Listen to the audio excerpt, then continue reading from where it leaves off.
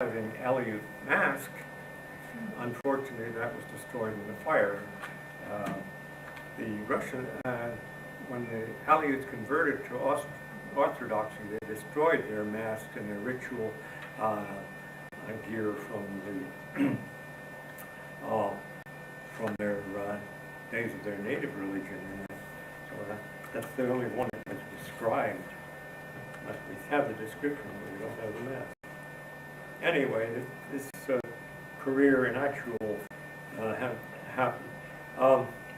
He went back to Helsinki and married there and worked with Wrangel. In fact, his second 5-year contract came to an end in 1737, and he left for home.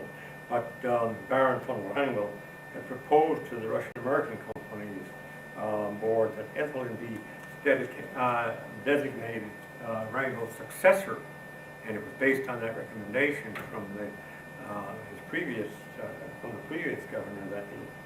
So, and of course,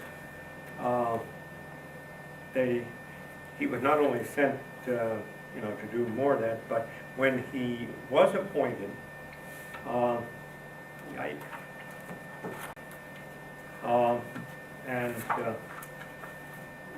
see what we got.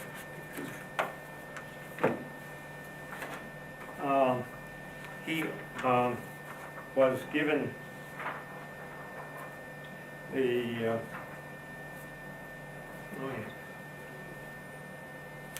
he also brought with him, this is his wife, who is credited with having persuaded him to get a Lutheran minister, but actually the situation is that she may have been persuasive and all that, but you needed the permission of the Tsar, and actually the permission came because by that time there were of about a little under 900, 850 quote Russians in the that is non-native and not counting Creoles in Sitka, members of the Russian-American Company staff and employees.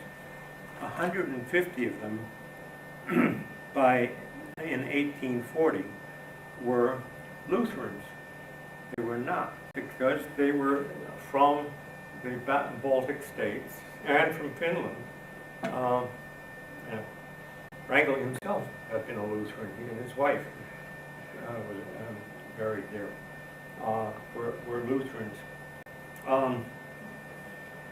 And it turned, it was that mostly it was no longer just a case of having scientists and, upper-class intellectuals working for the company and training people who knew finance and the rest of that.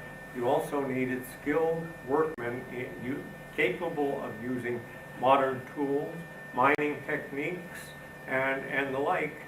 And it turned out that if they needed these people, there weren't enough Russians, who lived in an agricultural lifestyle and many of whom were serfs, but they could hire Germans, Estonians, Lithuanians, Finns, Swedes, Swede Finns.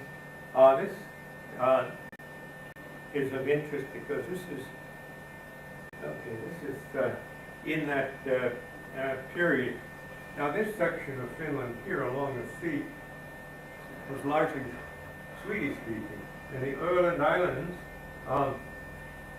the British intelligence reports at the time of the Crimean War were that the Brits reported that 90% of the personnel of the ships serving Russian America were Finns.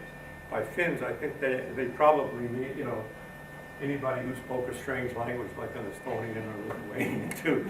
but also because there were more skilled people here. And Ethelyn brought with him millwrights. They set up a sawmill. They set up a uh, not a ditch, but a waterway from the lake to turn the sawmill. They built the shipyard there. I mean, there was a shipyard beforehand, but they actually made it operational. They built the bishop's house, not in the Russian style, in the north, probably they call it the North Russian style, but it looks like any big house in Helsinki and the like. So there were all of these people and navigators and others who were necessary to the real operation of the ship, to